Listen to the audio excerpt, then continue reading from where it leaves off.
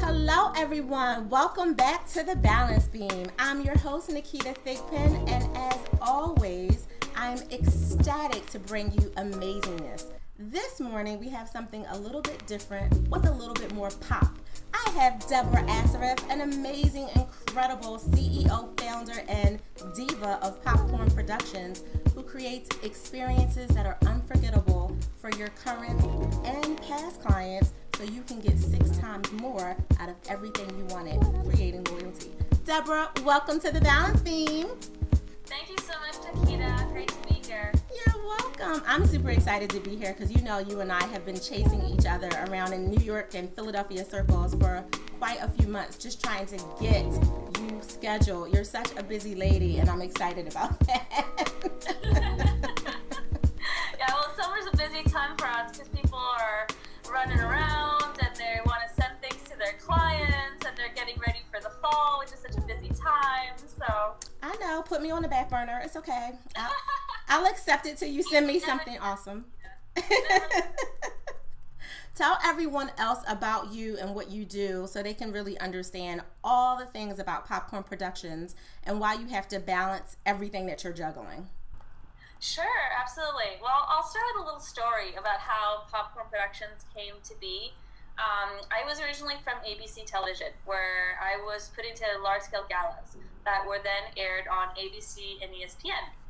So things like the Muhammad Ali 70th birthday, Lady Gaga Thanksgiving special, shows like that. I was very lucky. I was in a tiny department. We were 3, which meant that I was doing all the work, oh, wow. which was wonderful because it was such a great learning experience. But what I quickly came to learn was that each event took about 6 to 8 months to produce, and then they would be over in 36 hours.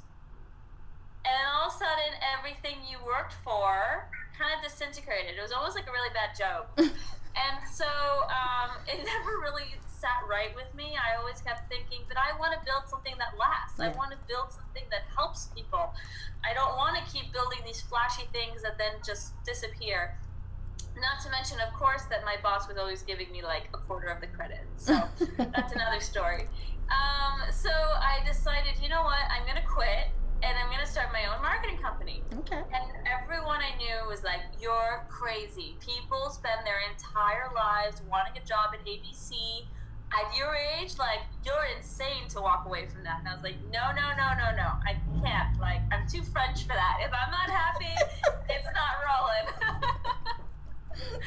So I decided that I would start Popcorn Productions. But I didn't really know what Popcorn Productions was going to be. I had the name for some reason in my mind, and I was like, you know what, I gotta figure this out. So I went around and I started talking to all these small business owners that I knew personally, but at the time I kept saying to them, you know what, talk to me and tell me what you have right now. What are you thinking when it comes to marketing? What are your complaints? What do you need? How are you not being serviced? Right. And they said to me, they really helped me. So they said, I had 3 similar complaints every time.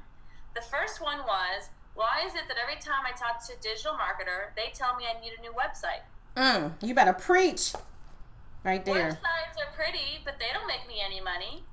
The people who go to my website already know me. Second one, every time I talk to a digital marketer, they keep telling me that leads, clicks, analytics, social media, PPCs, whatever acronyms you want to use, are going to be what is my moneymaker. Yeah. Well, guess what? It puts thousands of dollars down the drain, and it's not converting anything. It's just giving me leads that never close. So how is that really helping me? Exactly. And the third one was my favorite. The third one was, since when can marketers tell you they're going to open the doors to possibilities, but they're not held accountable for results? And when I heard all this, Naketa, I was like, you know what? They're absolutely right. And I have this a little non-traditional, but this is my belief. I really believe that most small business owners have been brainwashed to think that they need to market themselves like Fortune 500 companies. And the problem is, it doesn't work. Exactly. It doesn't work. It doesn't work because you don't have time, you don't have the money, you don't have the resources, you don't have people, you don't have the infrastructure. It doesn't work for 1,001 reasons. But the bottom line is it doesn't work. What does work is this. When you ask a small business owner how they get most of their business, they'll all tell you one word: referrals. Exactly. We're 100% referrals. Absolutely. Right? Mm-hmm. And then when you ask them a simple question of, hey, by the way, where is your marketing dollars going? They'll tell you anything but referrals. They'll tell you my newsletter, my blog, my social media, anything but. So that's really when the light bulb came on, and I was like, you know what, I gotta do something about this. And I truly believe in this day and age, what really makes people distinct is the experience they give to their clients. I'm sure I know I've heard you talk about that, so I know you agree with that. Absolutely. And so that's really the two meshed together. I was like, okay, this is what we're gonna do. We're gonna, what we really do is we come in, we look at the marketing companies are already doing, we set up normally we refocus, and we do their entire business model. So we'll repackage their offerings so that they're really juicy and different. We'll rename them. We'll tell them what they should really price them at. We'll do tons of sales funnel stuff of how do you start from someone's maybe interested to someone is dead on interested, and then upsells. So we'll do the whole sales funnel because they need an infrastructure. And what I found is that a lot of people will tell you, oh, I want more business, but their company doesn't actually have the infrastructure to handle more business. That is 100% right. Absolutely. Mm-hmm. Right? Mm-hmm. And so what we do is we first make sure that infrastructure part is dead on. You know what you're selling at, what price you're selling it, and how you're selling it. Once you have that, we get into the marketing piece, and that's really where the fun is. So we create these unforgettable experiences that are targeted as campaigns to your current and past clients, and it brings in a wave of new business and referrals and loyalty and upsells, and it's all this amazing low-hanging fruit that people forget to pluck ever so often. The things that were sitting right there on the edges. First of all, let me say on air, you're going to be one of the first speakers that we bring out to this new program that we're doing, that we're launching in October in New York. It starts earlier in Philly, but it's literally, I keep attracting all those people that you're talking about. They're focused on building because they want to build, but they're nervous about it because they don't have the bandwidth. You hit that, the infrastructure. They're not really so much as trying to get more people in the pipeline, to your point, for these particular group of people I'm talking about. They have enough in the pipeline, but they can't keep up with what's there. They don't have systems and processes to funnel them through, to make sure there's something kind of automated but personal. So, for the people who are at the low, more so the higher part of the low-hanging fruit, they're not ready to drop down yet. But you don't want to lose talking to them and nurturing them in the process, because you're so busy trying to handle all these other things, like you said, social media, website. Yeah, it's a big deal. So we're going to create a growth strategy for them, because those people will need all kinds of personal development retreats and retain all these new hires that they come in. So we're priming them to become somewhere on our tree at some point, but we're attracting a lot of those entrepreneurs that don't fit the corporate personal development stuff that we really target, but they need a lot of business breakthrough stuff because they're stuck with that. You are so key for that, Deborah, so heads up, you'll be a speaker. But aside from that, this is an amazing, that distinction that you're talking about, where you're hearing the voice of your clients, of your customers say, oh, referrals is what gets people in and keeps them in, but I'm targeting all these other things. You found a gap and you literally filled it with pop. Well, I'll tell you the worst part. Most people have been taught at this point, because people make so much money off of their vulnerabilities, which is horrendous to me, that most people have been taught that referrals, they're nice, but they're fickle. You can't rely on them. They just drop out of the sky when karma comes knocking, and it's I'm sorry, what? Who taught you that? Who one day woke up and was let me tell you right now, referrals, you can't really depend on those, but clicks, you can depend on clicks. Who came up with that? That's not any more correct than saying anything else, oh no, you can't depend on so-and-so, it's all bogus. No, absolutely. I think to your point, though, is what they're trusting some kind of trackable information, whether they're using a webmaster or Google Analytics. You're right. Yeah, exactly. But and you're creating a way to track it. Yeah. Yeah, and it's this idea of spray and pray, which I've never been able to understand, but it's a technical term that a lot of marketers use. Is that, well, it's a numbers game, right? So if you're in front of enough people, eventually some of them have to like what you're doing, some of them have to convert and click and decide to want to work with you.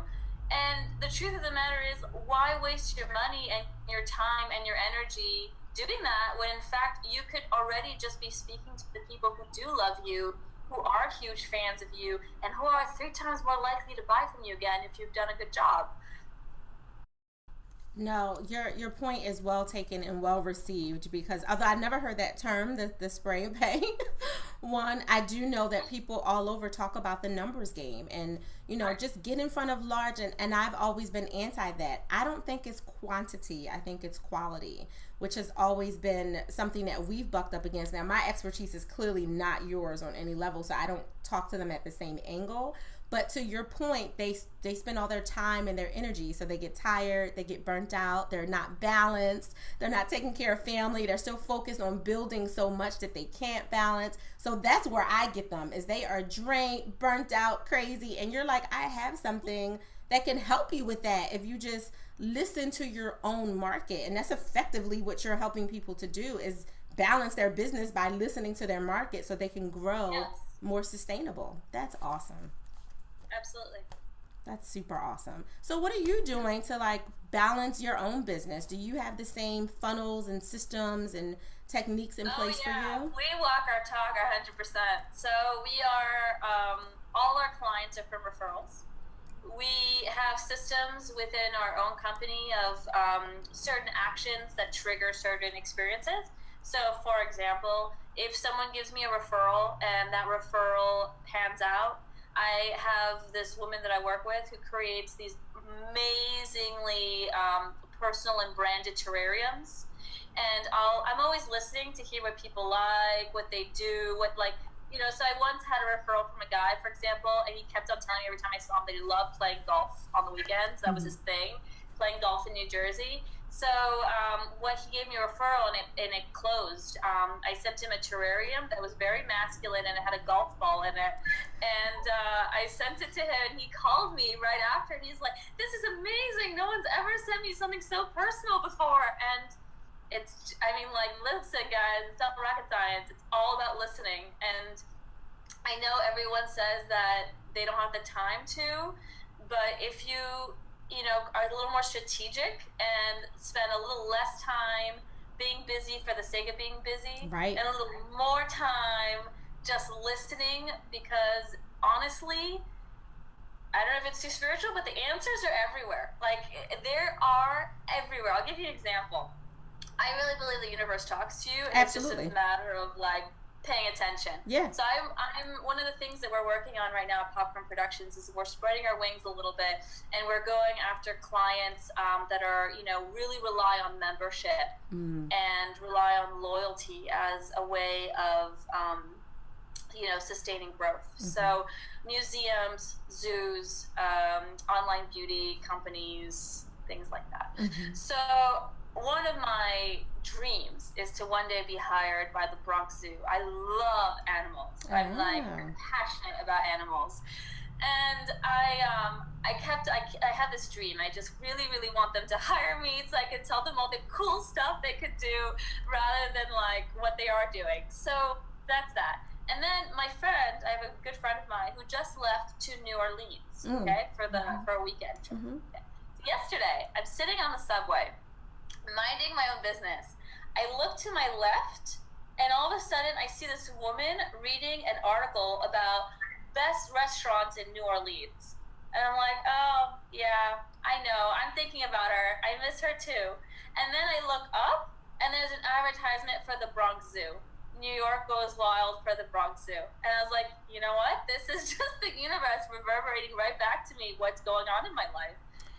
But things like that, whether personal or relationships or business, are around you all the time. If you want to know what you need to be doing next in your business, go in a quiet room, sit there for a good 20 to 30 minutes, close your eyes, turn off your phone and listen, and you will find the answer.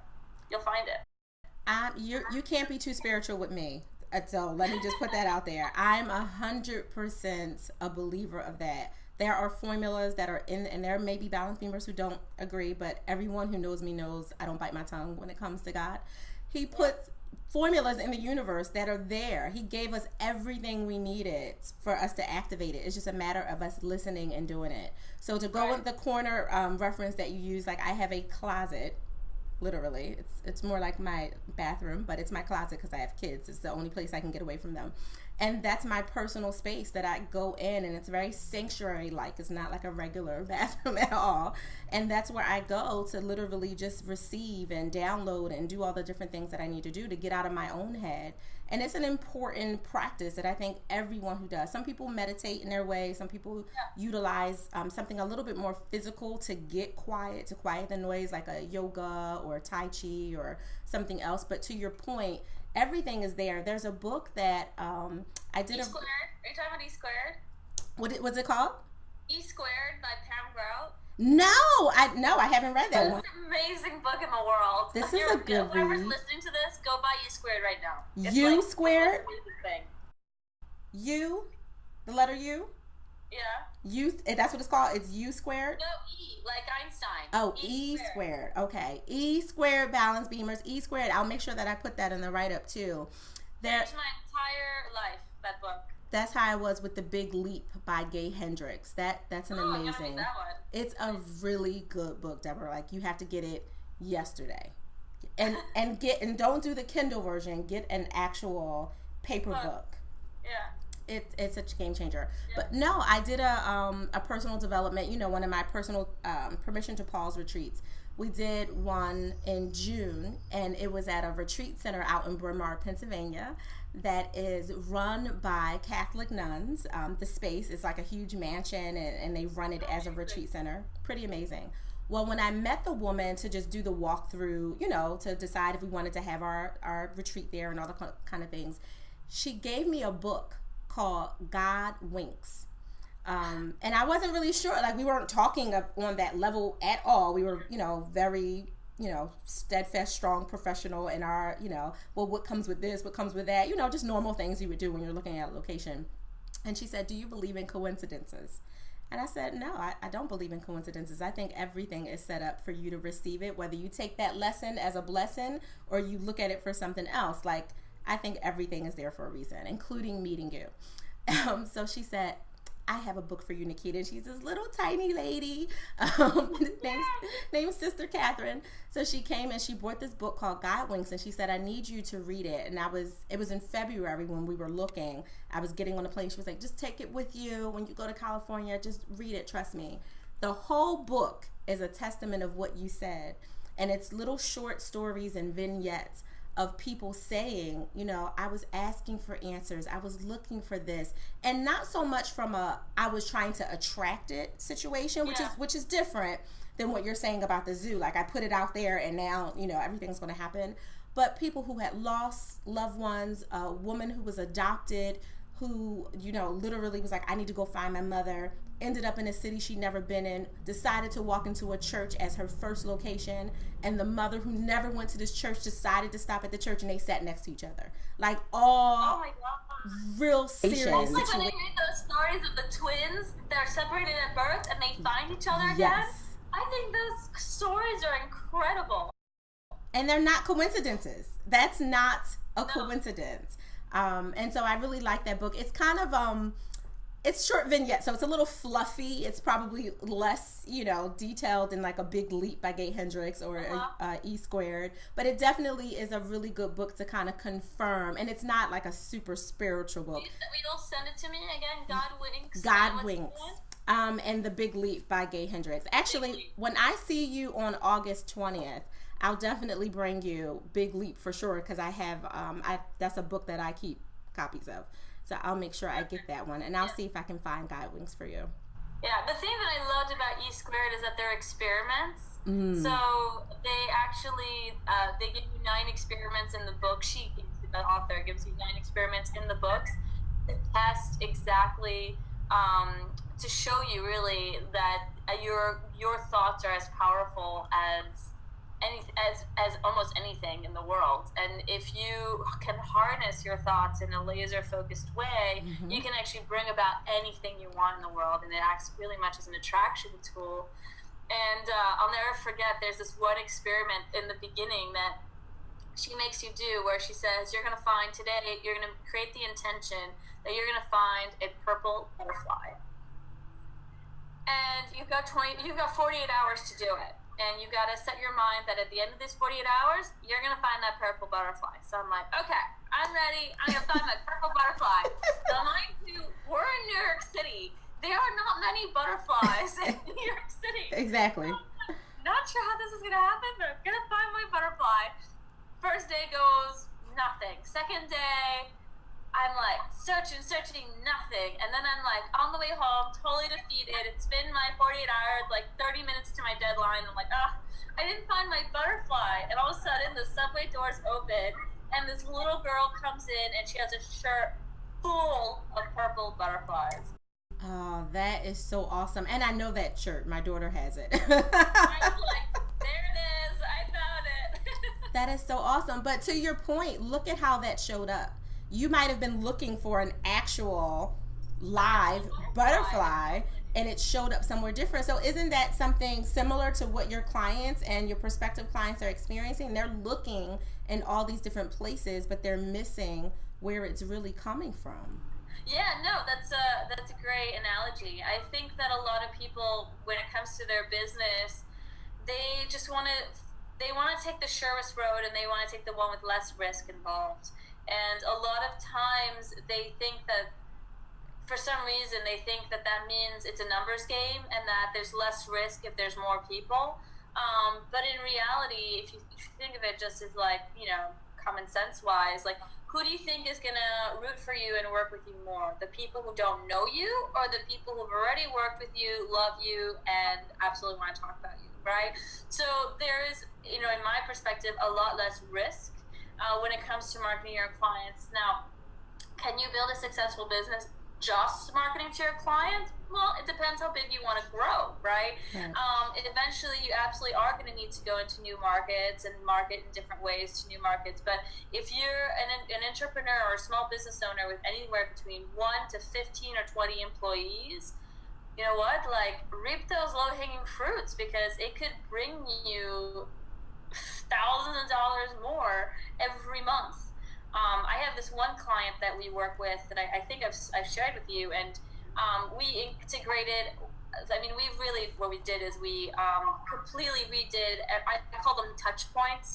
So anything within your company that communicates with your audience or with your customer is a touch point. So it's emails, it's flyers, it's what you put in the box when you mail something out. It's all those automated messages. It's what people get when they download your freebie. I mean, it's a lot. Yeah. And so we've redesigned every single touch point in this guy's company.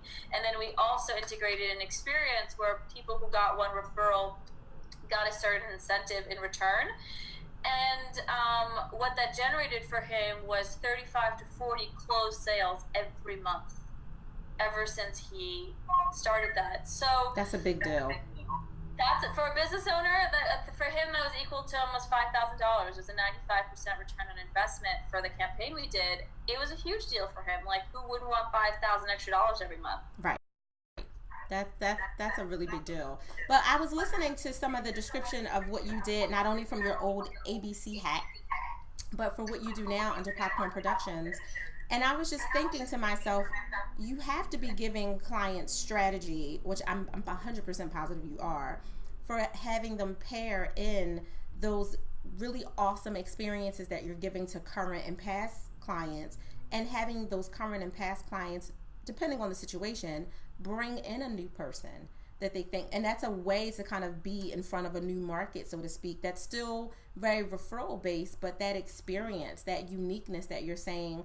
And it doesn't necessarily have to be a live event all the time, because I know you do, all kinds of extreme, awesome mailers and packages and gift boxes and all kinds of different things. But it's a way, like if you have someone, if you mailed a I don't know, I'm gonna just call it a success kit. I'm just making up something. But if you mailed a success kit out on behalf of your clients to current clients, and they're like, oh, this is so awesome, and then said, you know, in order to, I don't know, get featured in a new upcoming TV show or podcast, or to be spotlighted in our newsletter, take a picture with you having this and send it to us, or tweet it out and tag us at blah, blah, blah. Like those new ways, they're sharing their audience. Oh yeah, absolutely. You know, that's incredible. And for this online beauty company that we work with, sharing campaigns and loyalty campaigns are huge. And it's all about, well, if you like this, guess what? Your friends probably like this. So, you know, share it out, tweet about it, but you always have to give an incentive, right? So there's always an incentive attached. What you made me realize that I didn't even mention about popcorn, which makes us even more special than what I was talking about, is we're 100% implementation. So we don't just go to businesses and give them another to-do list, because what we found is that no one wants another to-do list. True. People want you to get it done. And so we go in with our ideas, our structures, but we actually do everything. Like, we implement every single idea we have. So I always say it's not the tools, it's the goal. So a lot of people, when we work with them, they'll say, so how many emails am I getting? And like, what, I mean, like, and they want deliverables. And I always say, let's first decide what the goal is. Because I have a designer, a graphic designer and a copywriter and an email marketer on my team. We have the tools already in-house to do whatever it is that you need. The important thing is to figure out what the end goal is, because emails, social media, all that, it's just a tool on the tool belt. It's not the end all. It's not what's going to drive. You know, it's just one that works with the other to get to the final destination. No, you raised such a good point. I did an e-course on Udemy. It's a platform that's kind of open source, called Focus Your Mind So You Can Achieve Success. And one of the key things that I talk about is this pretend productivity loop that people put themselves in. When they think they're being busy, they're sitting in front of professional development, they're sitting with digital marketers or consultants and mentors trying to get all these tools. But where's it going? What are you doing with it? Where is it collecting? What have you implemented? And they all are, you know, besides time management, I'm not talking about that. I'm not talking about the disorganized folk. I'm not talking about the people who wanted to pretend like they were being busy by attending all, you know, like a meeting about a meeting, but talking about the people who really wanted, they got overwhelmed with all this stuff that they're not an expert in. It's one thing for me to sit in front of you and hear you speak and say like, wow, like she just taught me 20 valuable things around retaining or gaining my loyalty in our customer base as a corporation. That's not my expertise. So why not bring you in to show me not just how to use the tools I have, but to actually do it so I can watch that experience and say, okay, you know, Deborah Popcorn Productions, pass the ball, and maybe my team takes over from here. Maybe you continue to kind of monitor our team to make sure we're not getting anything lost in that funnel system that we created. You know, people start to tweak things after the fact. They think they got it and they didn't, and they messed up something. All of a sudden the numbers are going down. Exactly. I really think that delegating is the reason that we're growing as fast as we are. And here's the thing, right? So before you start delegating, you've got this little voice in the back of your head that goes, but no one can do this better than me. Yes. And it's sweet. It's really sweet to think that that's true. I remember thinking that about everything in my business. Oh, I couldn't delegate this. No one does this as good as I do. Unfortunately, you know what? Everyone is 100% replaceable. And there are people who will do it not only as good as you, but maybe better. So I literally delegate everything in my business apart from the strategy, right, like the experiential strategy, the whole and dealing with my clients, because I just love people and I love dealing with my clients. But everyone in my team, they're my implementers, they're my rocks. Like, I'm not a graphic designer. What am I going to fiddle on Photoshop for? I'm not a copywriter. Like, am I going to write paragraphs of tests? No, like, I'm not witty enough. You know, and email marketing, what do I know about writing an email? Like, so, and honestly, like the minute you start delegating, I say that it's really addictive because you start to realize how productive you can actually be when you're just doing what you're really, really good at. And I recommend to everyone. I always said it was the thing that honestly catapulted us where we started doubling our numbers every single year. It's because we delegate. I 100% agree with that. Darren Hardy from Success Magazine, I don't know if you read that publisher, but he talks a lot about staying in your lane and maintaining that vital function. So your vital function is obviously the strategy. It's natural, it's gifting, it's your history, it's your skill set, it's your talent. So you will almost probably never, no matter how big your company gets, although you may hire additional strategists to kind of help you get unstuck and think out of the box as you grow and have more clients.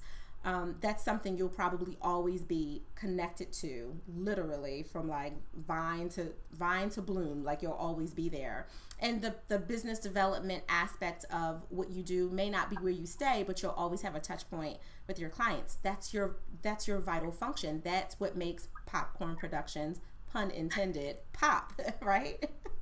Yes, it is. Right. He talks about that a lot, and to your point, you have to know where your lane is and what you're really good at. It doesn't mean that you're not good at a lot, because that's the problem with really smart people who are creative. I'm an analytical creative all day long, and my biggest problem was I'm so good at so many things. And it's not an arrogant statement. That was just like a reality. Like, I'm really good at a lot of things, but what's my vital function? What's the thing that no other person that we bring in could do what Naketa does, and the way that Naketa does it to attract the people that Naketa know are right for her business? I had to choose that. And then you leverage the skills of all those other really smart people that you bring around you that are smarter than you in their lane, because they are smarter. You're smarter than me in that lane, and I need to be like that. And they make you stronger. They make you so much stronger because all of a sudden it's like I can't explain it. It's like someone pushing you on the stage, you know, and you're able to now take your spotlight where you deserve it, where you're good at it. And everyone else, it's almost like they're your crew, right? They make sure that beam light is working. They're making sure that everyone's sitting in the audience, that the stage is clear, that it's set. I mean, they're your support, and they make sure that when you shine, you're really shining. Absolutely. They help you walk on your balance beam in your business, and definitely in your life, because if Popcorn Productions is popping all over the place in a really strong, effective, smooth, systematic way, then your husband gets a lot more time from you and a lot more intense energy, because you're not with him on a date. You're not with him on, you know, while you're going shopping, but you're not really there. You know, you're standing there, you're talking. He's like, honey, you're listening? Huh? What did you say? Because you're really focused on all these other things. One of the things that I started implementing is that either on a Saturday or a Sunday, I pick one day now where I leave my cell phone at home. Right. And this is what I found. Your brain immediately switches to vacation mode. It is almost hysterical at how fast it happens, but if you think about it, two things happen when you go on vacation all the time. One, your cell phone doesn't always work so well. Right. Or you've got huge data roaming issues, and so you turn it off, or you put it on airplane mode until you get Wi-Fi, right? So you're using it a lot less. The second thing, you go, exactly. You start breathing deeper because you're more relaxed, right? Those two things have such a deep impact on your mind and how your mind operates, on your feelings, on the way, your perspective, on your intentions, that I found that the days that I don't bring a cell phone, I'm clearer. I have more purpose in the day. I'm more present with the people that I'm with. I'm more talkative, so I find little things that I want to talk about, and my husband's like, you shouldn't have done this, you're driving me crazy. All the time with him. But it is, I mean, I recommend to everyone, leave your cell phone at home 24 hours once a week, and it is like a mini vacation.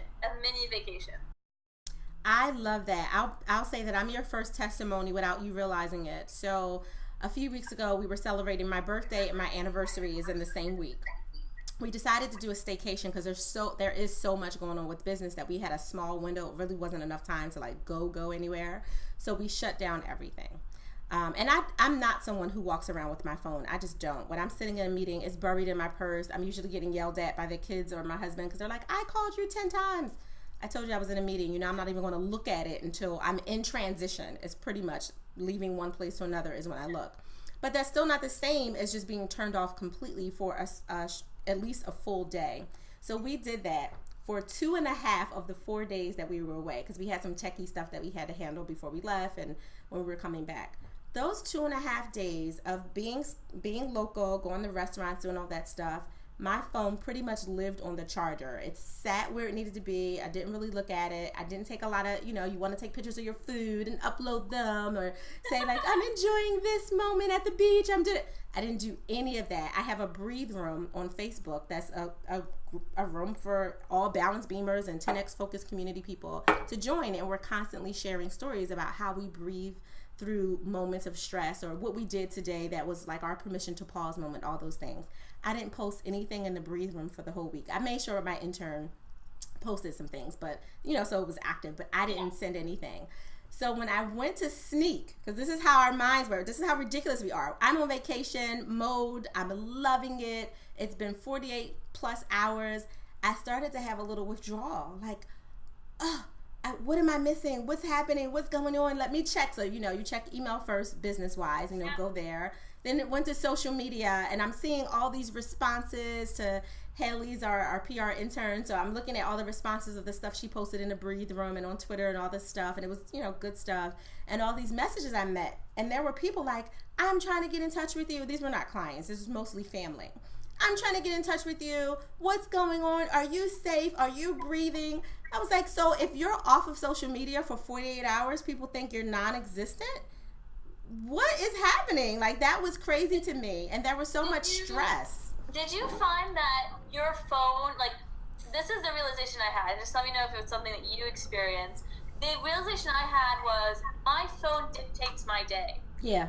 It tells me when I should write an email, Yep. who I should talk to, and when I should talk to that person. It is constantly putting me in a mode of reaction. Yep. Rather than being proactive, Exactly. right? So I'm constantly reacting to things all day long because my phone is telling me to, rather than being proactive and saying, no, today I want to work on this and I don't want to be distracted by anything else. And I found that taking that control for 24 hours does me such good, because then during the week when something bings and I don't want to talk about it, you know what? It's going on the back burner, and I'm not going to react to it just because my phone dinged. And it's something that makes no sense until you experience it, but I was wondering if that was something you had experienced. I 100% agree with it. Because I'm an early bird. I get up really early in the morning. I do not look at my phone first anymore. I used to, because I have little devotionals on my phone, little meditative sounds, and I used it as part of a smart infusion into my relaxation. But you can't help but look at the little bar that says you have 25 notifications on Facebook and 100 whatever, and I have everything on silent, so I won't be triggered by sound notifications for any reason. But when I'm looking to stay in my meditative place, somehow I ended up checking Facebook or Pinterest, and don't get me started on Pinterest, and or I'm going to different places.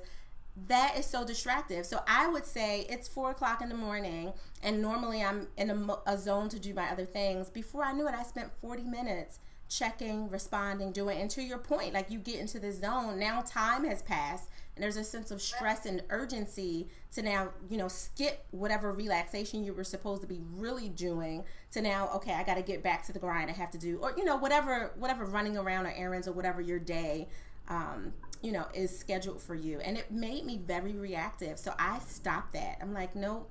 I keep it on the charger. I get laid out by family all the time. Like, I sent you messages. Was it an emergency? If it was, you know how to get me. Call my husband. You know how to get me if you need me. But I just needed to untether myself. And setting those boundaries help. Yeah.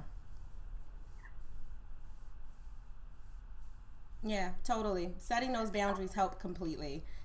I'm going to start doing that once a week. I'm going to infuse your strategy from Popcorn Productions into my balance of my life and my business. And I'm going to let you know how it works. Yeah. That's my strategy. I unplug one day out of 7. And it feels really good. That I'm going to do it. I'm going to do it. I'm going to test it for 60 days.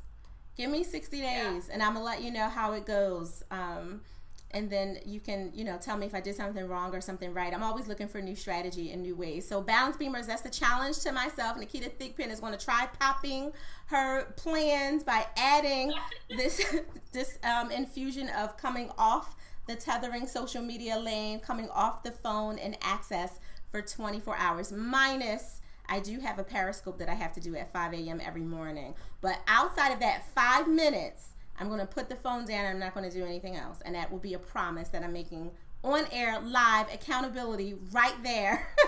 I'll hold you accountable. I know you will. And I'm a little nervous about that, but I know you will. So, Deborah, what's a great place for people to stay, even if it's not just for 24 hours, when they're on vacation, they're bringing it down, or maybe they're doing a longer week away? What would you recommend? So I gotta tell you, about 10 years ago, my mother was visiting the Grenadines, and she was staying in Moustique, and she decided to take a little boat tour, and she discovered this tiny little island called Bequia, which is, for me, a safe haven. She built us a house there, and we go there, talking about unplug, I go there once a year for probably about anywhere between a week to 10 days, however much time I can squeeze. It is the most unbelievable place in the world. And here's why. You need to take 2 planes to get there, which means that there's no major anything. There's no hotel chains, there's no restaurant chains, there's barely any tourism. It's just you and the locals, which I love. So you go in the morning to the local fisherman and you tell him you need 2 fish, and he goes out and he catches them for you and he brings them back, and you buy fruits and vegetables from the local market. You do yoga in the morning. There is no reception, so forget about Netflix or your phone or your computer. I mean, forget any of that stuff. You'd better as well just leave it at home. It is the most unbelievable place in the world, and the people, there's no crime on the island. There's literally one thug and it's the cutest thing in the world, because the cop, there's one police officer on the entire island because it's so small, and he drives around in a little go-kart. It's almost like a cartoon. That is crazy. The beaches are amazingly, I mean, the water is so clear and warm, and I just bring a book, a bunch of them, and I read and I drink rum punches and I run and I swim and I do yoga and I reconnect to me. And my husband and I actually got married there because it was such a special place for the 2 of us. We got married barefoot on the beach in Bequia. So if anyone is looking for an amazing place to stay and to just have it's not a nightlife, okay? It's not Club Med. So if you're looking for a place to just zen out and get back in touch with yourself and get all the noise out of your head, go to Bequia. This I highly recommend it. Is amazing. First of all, you just describing it makes me want to visit. That's number one. I'm laughing at this whole one thug, one cop option because they probably take care of each other and give each other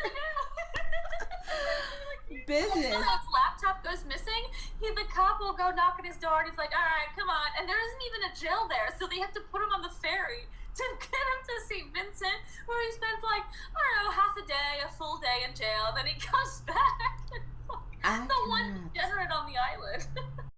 I cannot. He brings some entertainment and life, which is completely different from New York and Philadelphia. Right. On every level. This is awesome. You have to send me some pictures for that too. I will. I got tons. I go every year. I love that place. It's so sacred to me, and I don't want them to build a bigger airport because I'm scared that the minute they do, that's when all the Marriotts and the Hyatts and the whatever are going to come and ruin it. So it's my little safe haven for now. Absolutely. It sounds like they need a little Popcorn Productions if they're trying to build tourism, but they want quality and not quantity.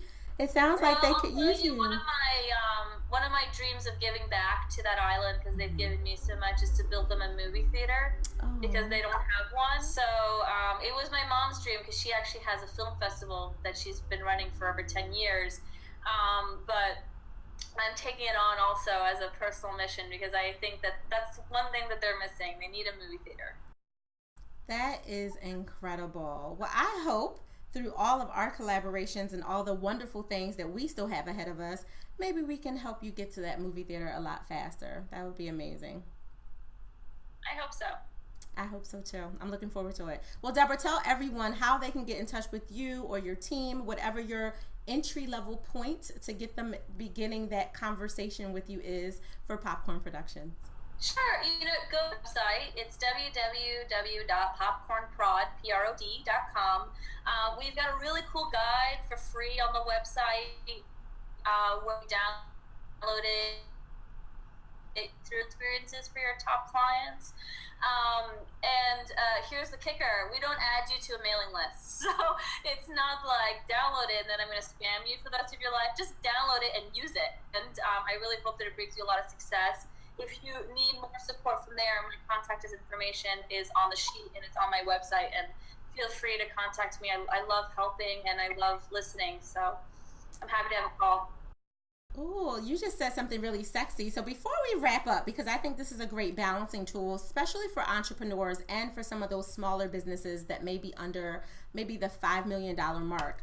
Do you agree or disagree with email marketing lists as a way to keep your flow going, to autopilot your system and to begin the nurturing process, which for us adds balance for the clients that we work with, but for some people they are anti-email. What's your take on that?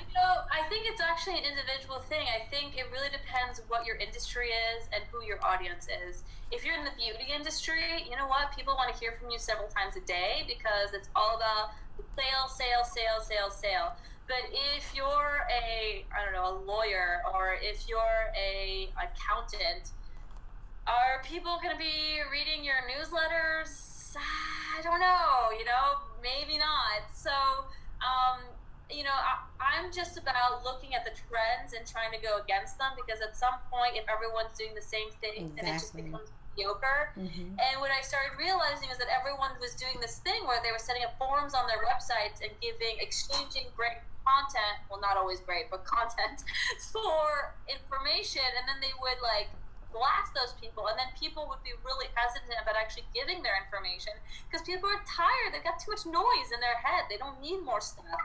So my personal philosophy is I'm not looking to bombard anyone. I believe newsletters are mostly dead unless you're reinventing them, and I have tons of ideas on that. And if you're going to give someone something for free, then don't hold them ransom for their information. Just give them something for the experience of it because they'll remember you for it. And if they like it, they will reach out and they will absolutely get in touch with you. We have so much in common. You're so awesome. I have to introduce you to someone else that just popped in my head that I think you guys have a lot of commonality. So off air, we'll make sure we take care of that. But that's, Deborah, you're awesome. You've been an amazing guest as expected. I'm so excited that you stepped away from your mint garden with all the wonderful things that you were taking care of this morning to make some time for the Balance Beamers and walk with us on the Balance Beam today. Thank you for being you. I appreciate it. Thank you so much for having us. This was really fun. You're welcome. So you stay right there. Balance Beamers, you know the drill. Right after this, you're about to get more tools for you to not sit and collect in a toolbox somewhere like Deborah said earlier, but to actually infuse. We'll be back soon.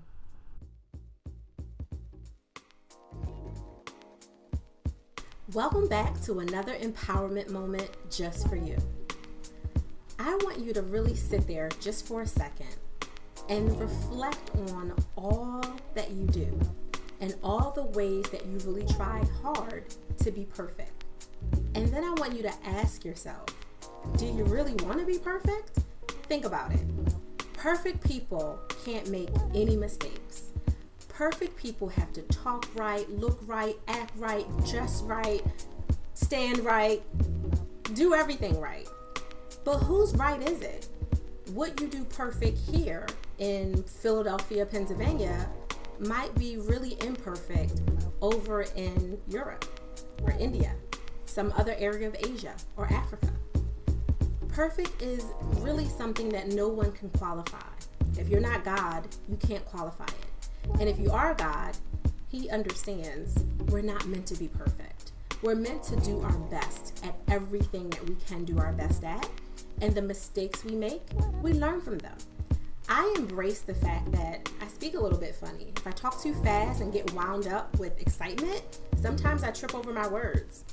I actually just make fun of it and have a really good time laughing at the fact, here I am with 5,000 degrees, certifications, and $300,000+ in loans to prove it, with all of this expertise, and sometimes I can't even say my name right because I'm like so excited and it comes off like, Naketa, and it didn't sound right at all.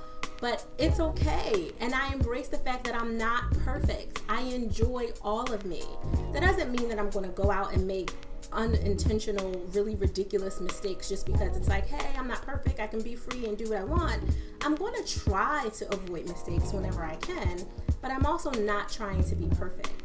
I'm just trying to be me. I hope you enjoyed this empowerment moment.